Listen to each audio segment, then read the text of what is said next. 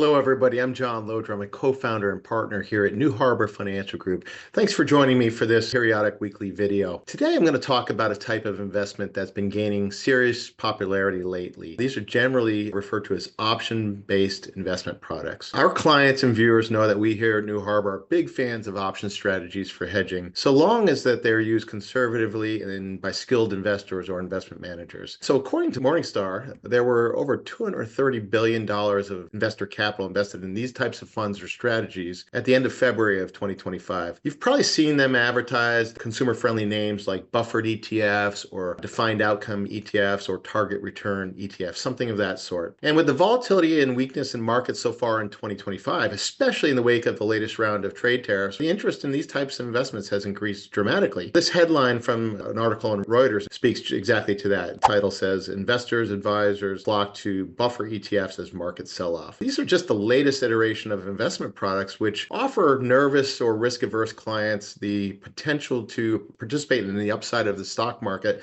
but with lessened downside, or in some cases even promises of no more than a certain maximum percent downside. These products sound amazing and very enticing on the surface, and they play in certainly to the fears of nervous investors. And this year is of course one of those years where people are starting to become a bit more skittish for understandable reasons. Folks would be forgiven for being skeptical. Our industry, the financial industry, has got quite a checkered past with pushing products out to the public, trying to cash in on trends and fads. Now, to be clear, we don't think that this is one of those cases of abuse or product pushing. Because of our take on current market valuations and phase of the market and cycle that we're in, we think that is really important for investors, most investors, especially those that are in or near retirement, to prioritize preservation, so-called return of capital more so than return on capital until conditions get less risky and less extreme. And that's what these products generally claim to offer. Now, it's important to understand the finer details of these products because,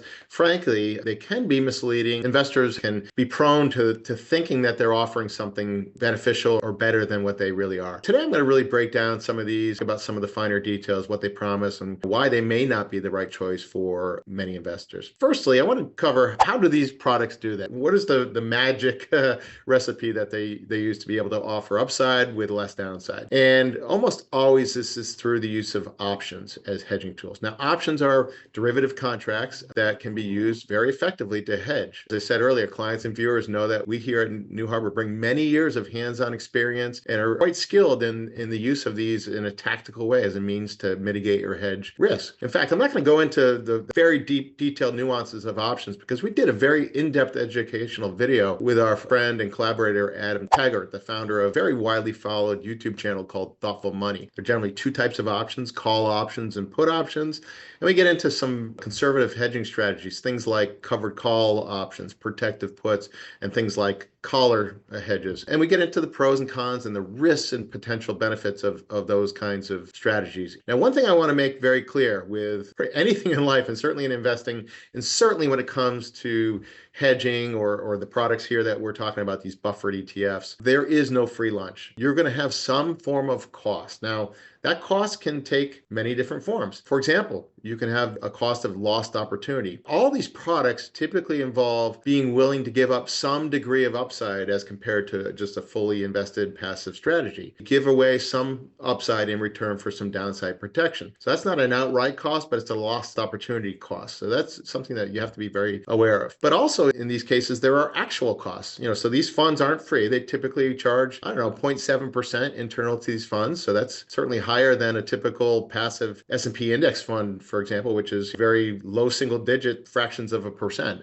So these are definitely more costly, more fee-laden than just a passive fund. But you also incur costs for the quote-unquote insurance that is purchased to provide downside protection. The way they do this is through options. They buy what are called put options. And costs might involve a combination of both lost opportunity and out-of-pocket costs for these various hedging costs and the fees of the funds. Because we are skilled here at New Harbor, we're not necessarily likely to use these products ourselves, but it doesn't mean they can't be suitable for do-it-yourself investors or those who don't have the experience like we have to do a more tactical hands-on investment approach. But the key with any investment, again, is understanding what you're buying and what it promises and what it can't promise. So this is a simple graphic I put together to illustrate a buffer structure that promises a 10% downside buffer in exchange for a upside cap on performance of 20%. I've got 4 different scenarios here I'll walk through. One is a bear market, a more significant pullback, a more gentle market correction, a modestly up market, and a substantially up market. You'll see there's a dotted line here at plus 20%. That's where the performance cap kicks in. You also see a dotted line at negative 10%. That's where the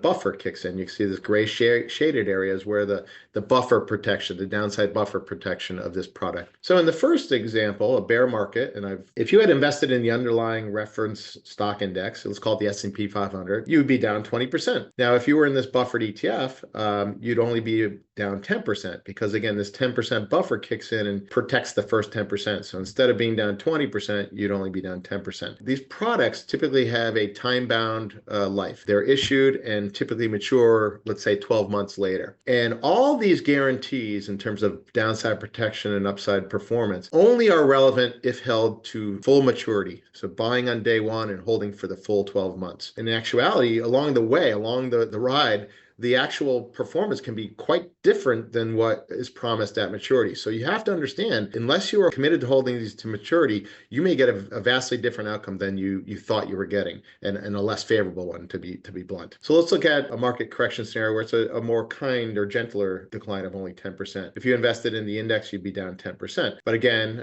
at expiration, at maturity, if you had this buffered ETF, you'd be down 0 because that full 10% would be offset by the buffer. Now in an up market, moderate up market, let's say positive 10%. If you had invested passively in the market, you'd be up 10%. Likewise, you'd be up 10% in this buffered ETF because the performance cap, upside performance cap, hasn't kicked in yet. Now, in the final scenario, substantial up market where the market's up 30%. In this product, you'd be only up 20%. You'd be capped at 20 because of this upside performance cap. This is the lost opportunity that I talked to. So there are no free lunches, and there's an example of your lost opportunity. So the first step in constructing these are to establish the underlying equity exposure. Again, let's assume it's equity exposure in the S&P 500. And the way to do that is funds will buy a position in that index. In actuality, what they're really buying are deep in the money call options on the index. But for all intents and purposes, they're buying a passive ETF, let's say, in that particular index. The next step is to establish this buffer hedge. And in the case of what we just looked at there, where there was the first 10%, for example, protected, the way that is constructed is first by purchasing a put option contract at the current price of the underlying investment, and selling a put option at a lower price, essentially 10% below there. That's where that 10% buffer comes in. And then the final step is to establish the price cap by selling a call option at the higher price of C. Selling a call option not only forgoes the upside beyond that, but it brings in income to help pay for the buffer hedge. So this is what the payoff profile, if you will, looks like for this structured product. Now, first, let's assume if you just invested in the underlying index. And what this shows is for a price move higher or lower in the underlying index, what the return of the investment would be. If you invested just in the index, you'd get for example, if the market went up 10%, you'd get a 10% return.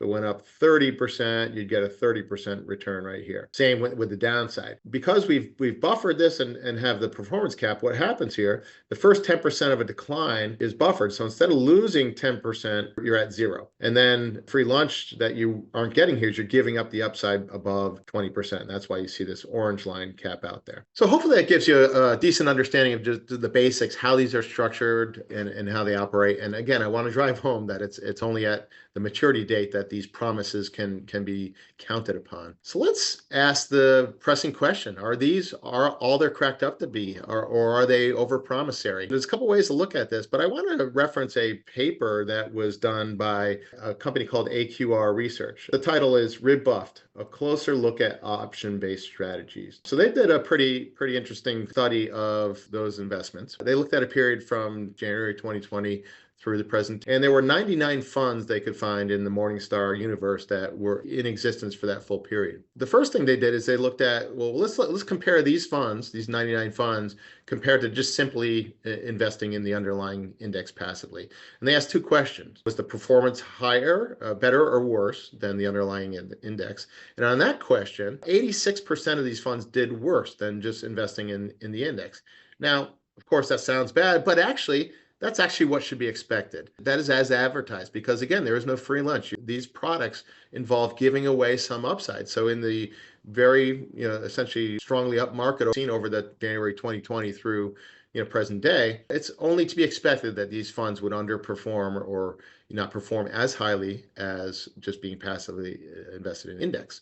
The other question they asked is, well, okay, let's look at the worst, the drawdown over that period. Did these funds do better or worse than being in a passive index insofar as protecting the downside? And in this case, only 14% of the funds, I guess 86% of the funds actually did better. The outcome is actually quite good and expected. These funds kind of delivered what they promised insofar as giving some upside of the market, but better downside protection. Now, on the surface, that sounds like a great thing. Now, folks at AQR did a really interesting further delve into this, and they said, well, geez, the goal is to reduce volatility and downside risk. Can't we simply accomplish that by holding a lower allocation to stocks?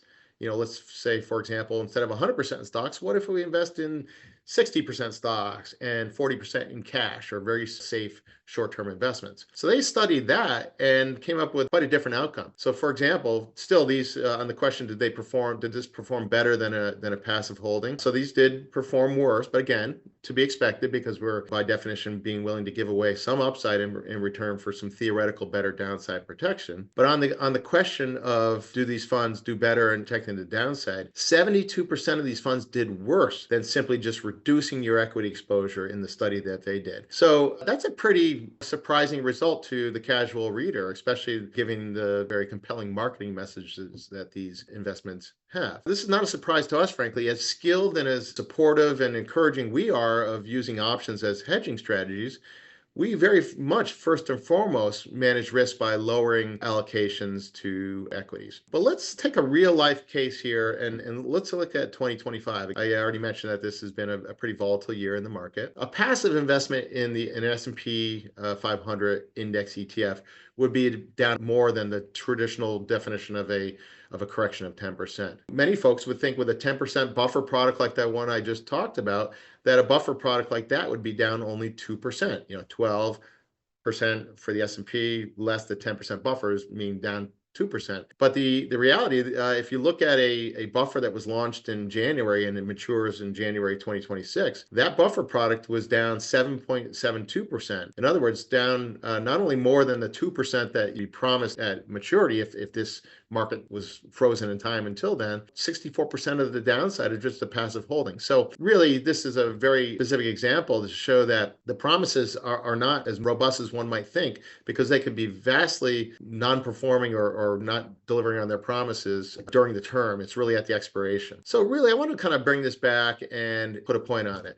Very first thing that we think investors should do is think about reducing their equity allocation. I like to use the analogy here in New England. We in the wintertime, we will sometimes get these nasty storms we know as nor'easters. Oftentimes they're blizzards, really bad weather.